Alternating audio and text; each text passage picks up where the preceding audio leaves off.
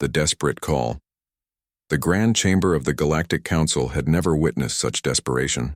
Ambassador Thyra of the Zilani Confederation stood before the assembled representatives of 300 worlds, her normally pristine silver robes torn and stained with the dust of destroyed cities. Her pale blue skin bore the marks of sleepless nights, and her large, dark eyes reflected the horror of watching her civilization crumble. The holographic display behind her showed the devastating reality. Red markers swept across star maps like a plague, each one representing a Korthak battle fleet.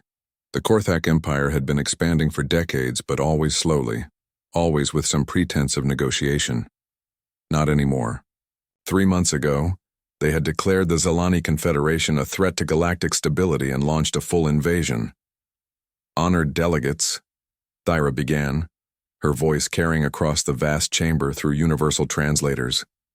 My people are dying. 17 worlds have fallen. 40 billion souls are now under Korthak occupation. Our remaining fleets cannot hold them back much longer. Councillor Vectus of the ancient Drakmari Empire shifted in his crystalline chair. His species had ruled space lanes for millennia, and their patience was legendary. Ambassador Thyra, the Zilani have always been skilled negotiators. Surely the Korthak can be reasoned with. What do they want? Thyra's expression hardened. They want everything, Counselor. Total surrender, the dissolution of our government, our people to serve as labor in their mining operations. When we offered to pay tribute, they laughed. When we proposed territorial concessions, they demanded more. There is no negotiating with the Korthak anymore. The chamber erupted in concerned murmurs. The Korthak Empire was powerful, but they had always maintained some semblance of diplomatic relations with the Council. This new aggression threatened the balance that had kept the galaxy relatively peaceful for centuries. High Chancellor Morvek, the elderly leader of the Council, called for order. His species, the Thylorians, were known for their wisdom and careful deliberation. What military assistance do you require, Ambassador? Everything you can spare, Thyra replied without hesitation. The Korthak have committed over 800 warships to this campaign. Their technology has advanced beyond our intelligence estimates. Our ships are being destroyed at a rate of 10 to 1. The mathematics were brutal and clear. Even if every council member contributed ships, they might be able to match Korthak numbers, but at what cost? Many species had their own border conflicts and internal security needs. The logistics of coordinating such a massive fleet would take months' time the Zilani didn't have. Delegate Zenth of the Orion Republic raised a concern that many were thinking. The Korthak have been preparing for this war for years. Their ships are designed for conquest, ours for exploration and trade. Even with superior numbers, the casualties would be enormous. Despair crept into Thyra's voice. Then my people are doomed. We came to this council because we believed in the promise of mutual aid, of civilized species standing together against barbarism. If you cannot help us, at least help us evacuate our civilians. The debate that followed was heated but circular. Every practical solution ran into the same problems: insufficient military strength, inadequate preparation time, and the risk of expanding the conflict across the galaxy. Hours passed with no resolution. It was Councillor Yith of the Nexari Collective who made the suggestion that changed everything. The Nexari were information brokers, known for their extensive databases and connections throughout the galaxy. There is one option we haven't considered: the newest members of our council. A ripple of confusion went through the assembly. The most recent additions to the Galactic Council were hardly military powers. The Filani had joined 6 months ago, bringing their agricultural expertise. The Christine had membership for a year, valued for their mining knowledge. I'm speaking of the humans, Yith clarified. The reaction was immediate and mixed. Some delegates laughed outright. Others looked puzzled. The humans had been granted membership only 8 months ago, and most council members knew very little about them beyond the basic facts in their admission file. Delegate Zenth was openly dismissive. The humans, their entire civilization exists on a single world. What could they possibly contribute to a military campaign of this scale? Yeath pulled up Earth's file on the central display. The basic statistics weren't impressive. One heavily populated world, a few small colonies, a space fleet of maybe 60 ships. Their technology seemed primitive by galactic standards. Their society appeared fragmented into competing nations. Look closer, Yeath urged. Their homeworld is classified as a Class 12 death world. Gravity 3 times galactic standard. Atmospheric composition that would be toxic to most of us. Weather patterns that include massive storm systems and temperature variations that would kill most species. High Chancellor Morveck studied the data with growing interest.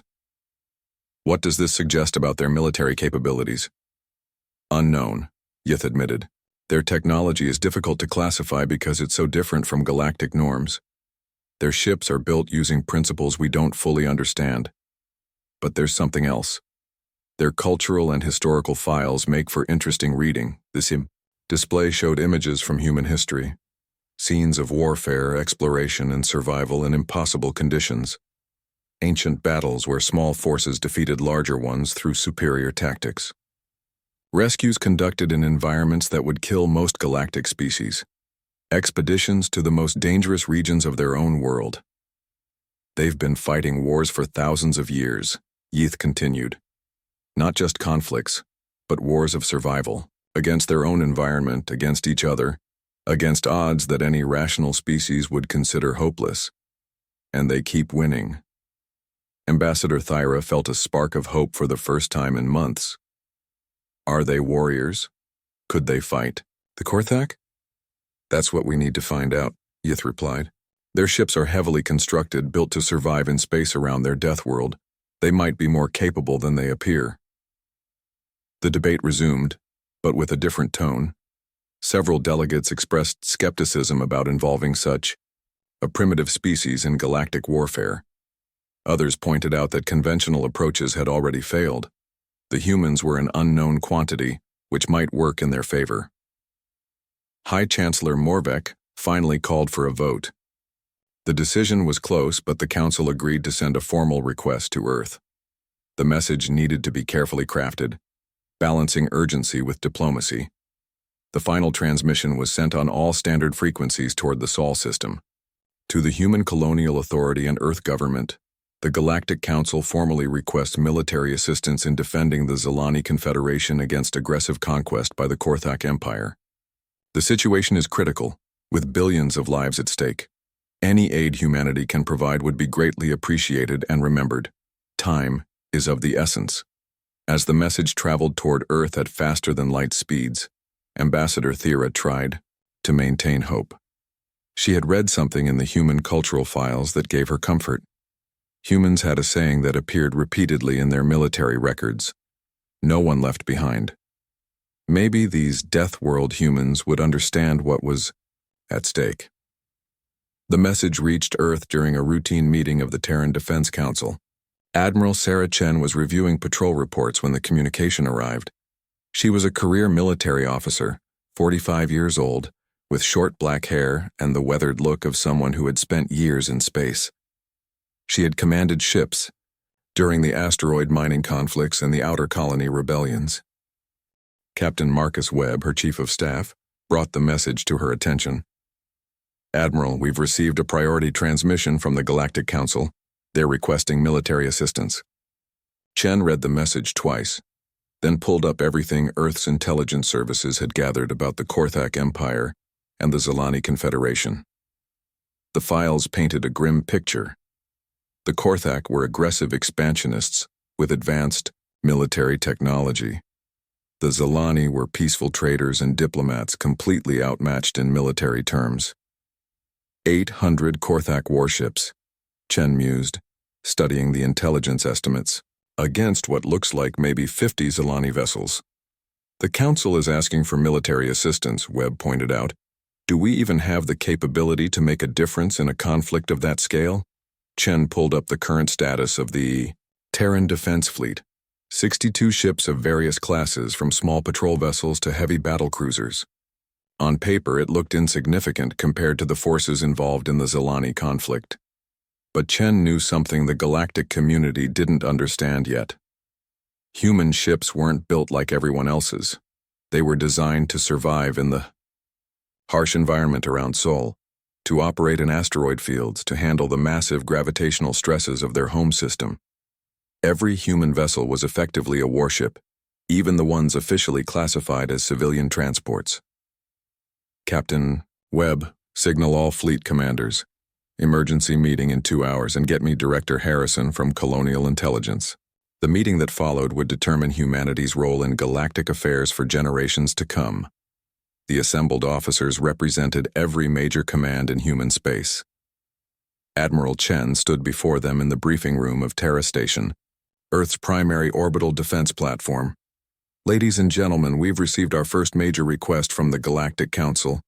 A species called the Zilani Confederation is facing extinction at the hands of the Korthak Empire. They've asked for our help. The room was silent as Chen outlined the situation. The numbers were staggering. Billions of civilians at risk, hundreds of enemy warships, and the expectation that humanity might somehow make a difference. Commander Lisa Park, captain of the heavy cruiser Endeavour, spoke first. Admiral, we're talking about 62 ships against 800. Those aren't fighting odds, those are suicide odds. That depends on how you define fighting, Chen replied. Director Harrison, what does intelligence tell us about Korthak? Military doctrine? Director Harrison, a thin man with pale skin and sharp eyes, activated the briefing display. The Korthak fight like most galactic species. Long-range engagements, energy weapons, tactics focused on avoiding casualties while wearing down the enemy. They're not used to opponents who fight back effectively. And human military doctrine? Chen asked. Close engagement, overwhelming firepower, and we don't retreat, Harrison answered. Our ships are built to take damage and keep fighting. Our crews are trained to win at any cost.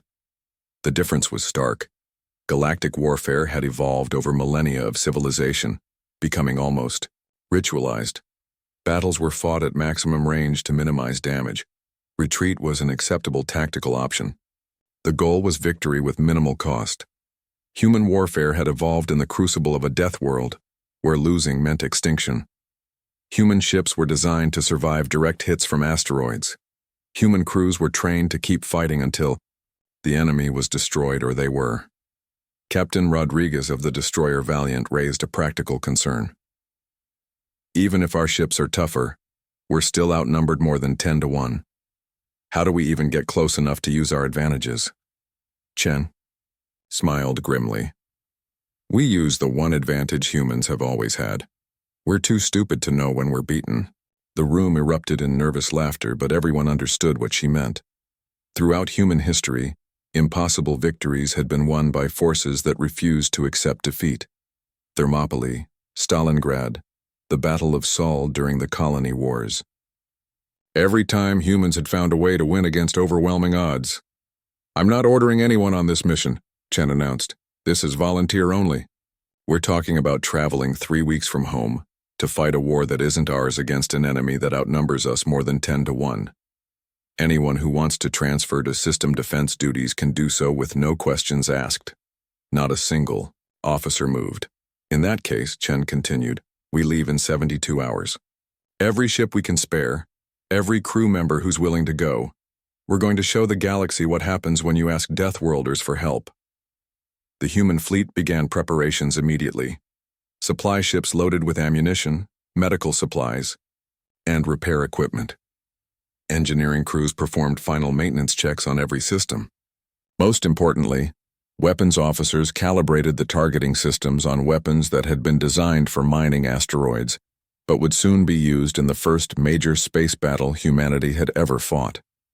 As the Endeavour prepared to depart, Captain Park stood on her bridge looking out at Earth through the viewports. The blue and white marble hung in space like a jewel, deceptively peaceful from orbit.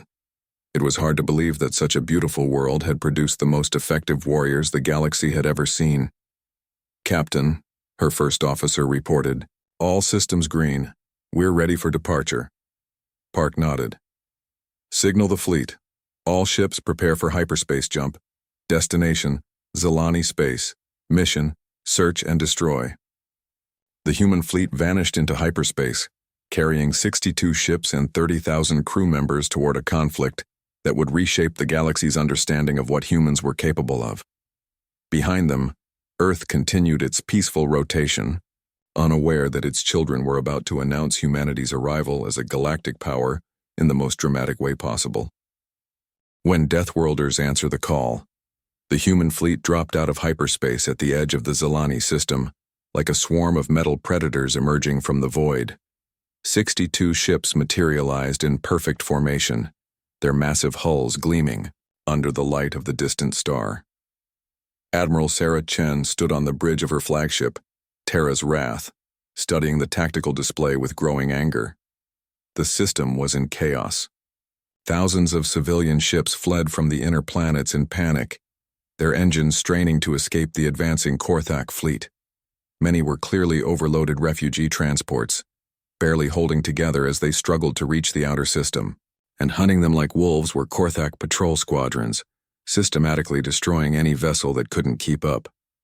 "Sensor report," Chen ordered, her voice cutting through the bridge chatter. Lieutenant Commander Torres worked at her station, processing the flood of incoming data. 312 Korthak vessels detected. Main battle fleet is in orbit around the fourth planet. Patrol squadrons are scattered throughout the system, engaging civilian targets. Chen watched the display as red icons marked enemy positions. Even as she observed, 2 more civilian transports winked out of existence, destroyed by Korthak plasma cannons. The systematic slaughter of helpless refugees made her jaw clench with barely controlled rage. What about Zilani military forces? 17 ships remaining, Admiral. They're trying to form a defensive screen around the refugee evacuation routes, but they're heavily outnumbered. The mathematics were even worse than the intelligence reports had suggested.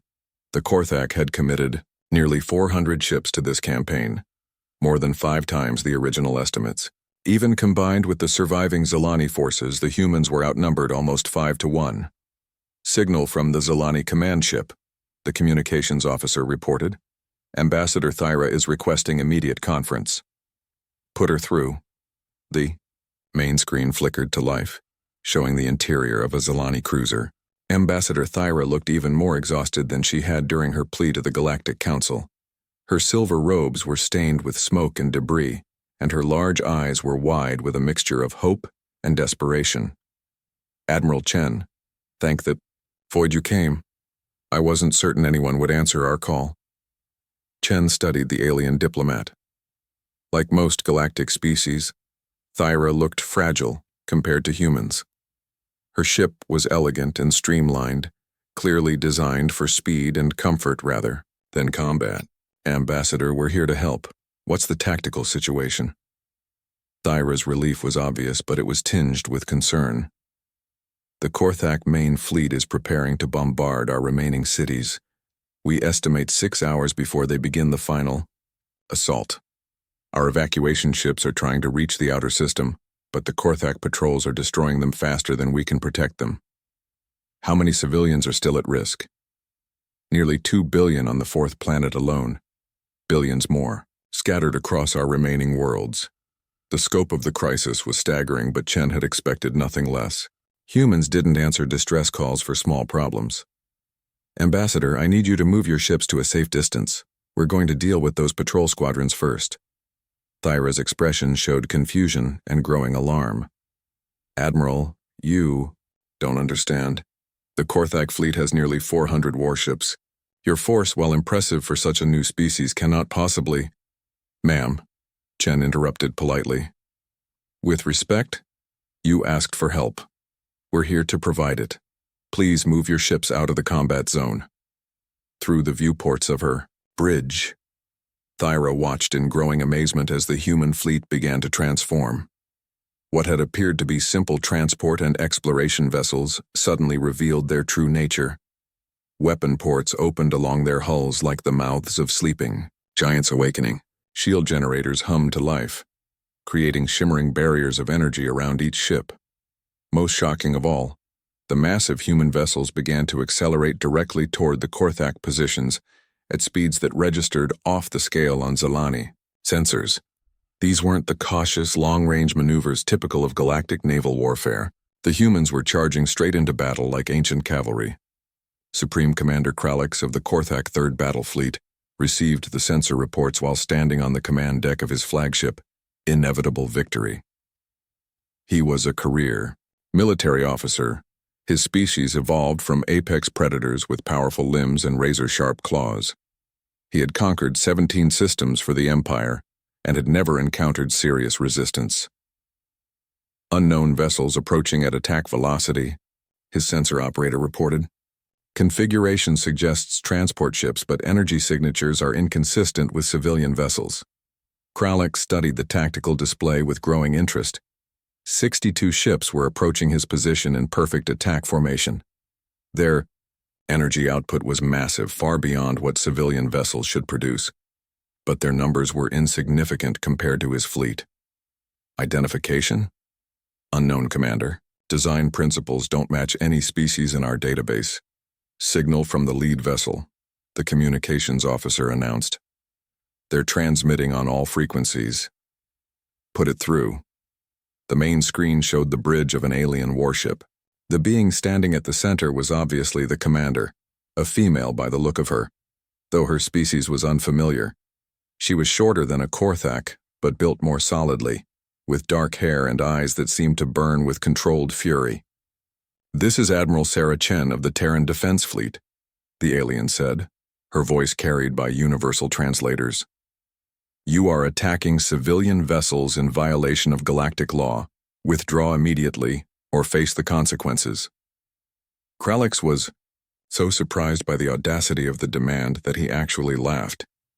"Unknown alien commander, you are addressing the 3rd Battle Fleet of the Korthak Empire. We have nearly 400 warships. You have barely 60. Withdraw now and we may allow you to live." The human's expression didn't change. "You have 10 minutes to begin withdrawal. After that, we will consider you hostile and act accordingly." The transmission ended abruptly.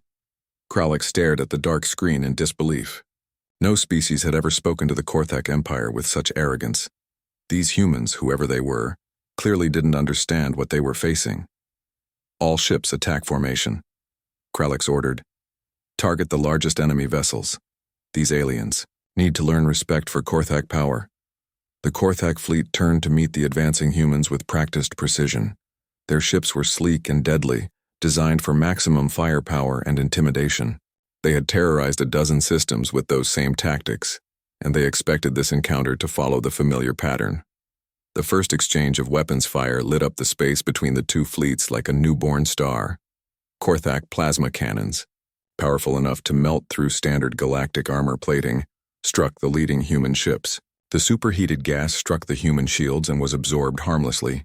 The energy dispersed across defensive grids designed to handle the radiation output of Sol. The human response was immediate and devastating. Kinetic weapons, originally designed for asteroid mining, fired solid projectiles at significant fractions of light speed. When the dense metal slugs struck Korthak vessels, the results were catastrophic. Armor plating that could deflect energy weapons simply ceased to exist when hit by physical projectiles moving at such velocities. But the kinetic weapons were just the beginning.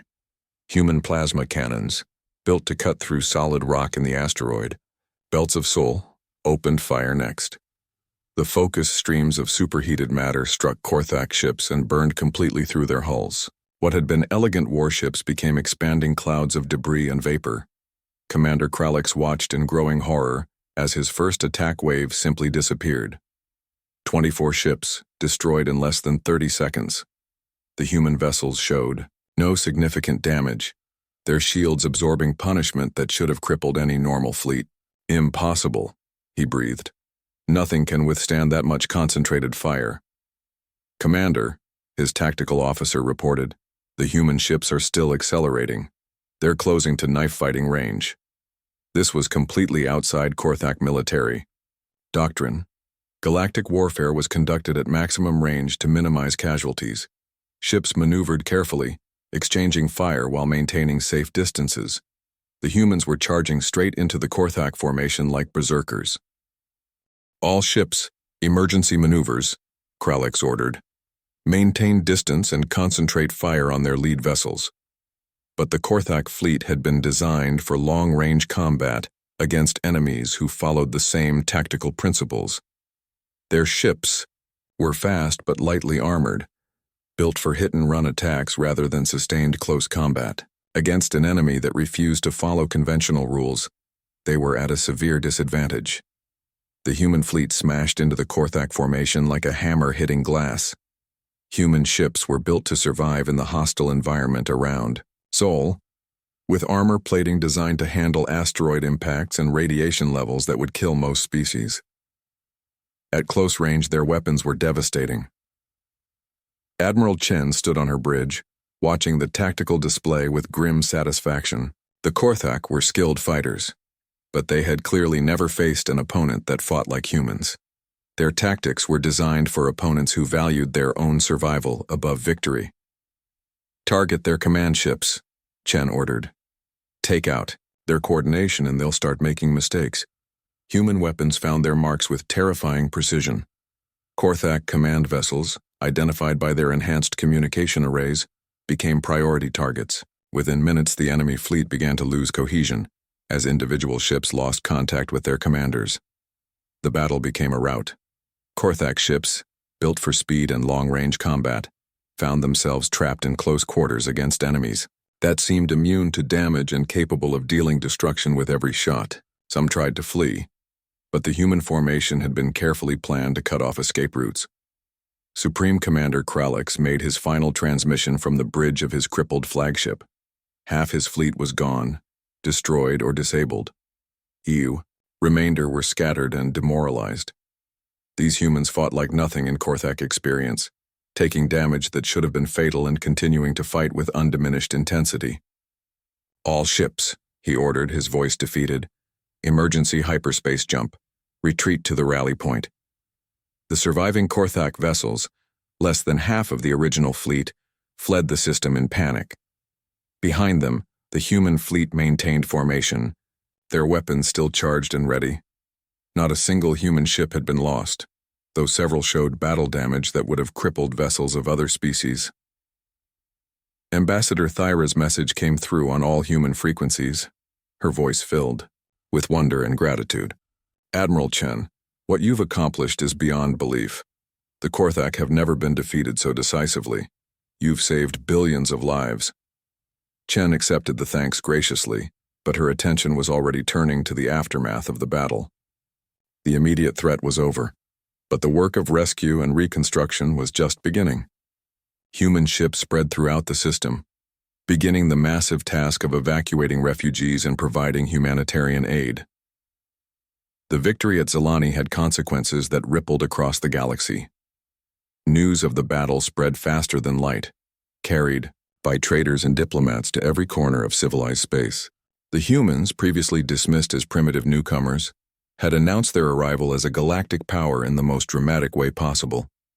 The Galactic Council convened an emergency session within days. The same chamber where Ambassador Thyra had pleaded for aid now buzzed with excited discussion about the implications of human military capabilities. Species that had ignored Earth's application for membership suddenly wanted to establish diplomatic relations. High Chancellor Morvek addressed the assembly with words that would be remembered for generations. "We asked for humanitarian aid, and the humans brought warships. We expected a token gesture, and they brought their entire fleet. We thought we understood the consequences of living on a death world, but we were wrong. The humans have shown us what it truly means to be forged by adversity." The Korthak Empire, meanwhile, was forced to completely reevaluate their expansion plans. The defeat at Zilani had cost them nearly 200 ships and their reputation for invincibility. Intelligence reports about human capabilities began to filter through their command structure, painting a picture of an enemy unlike any they had faced. Admiral Chen returned to Earth a hero, but she understood that the real work was just beginning. Humanity had proven itself in battle, but now they needed to prove they could be trusted with the responsibilities that came with galactic power. The rescue of the Zilani Confederation became the foundation of a new era in galactic politics, with humans emerging as the protectors of the weak and the enemies of tyranny.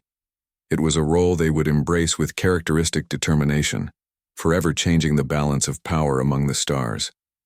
The galaxy had asked for help, and the Death Worlders had answered with overwhelming force. The universe would never be the same.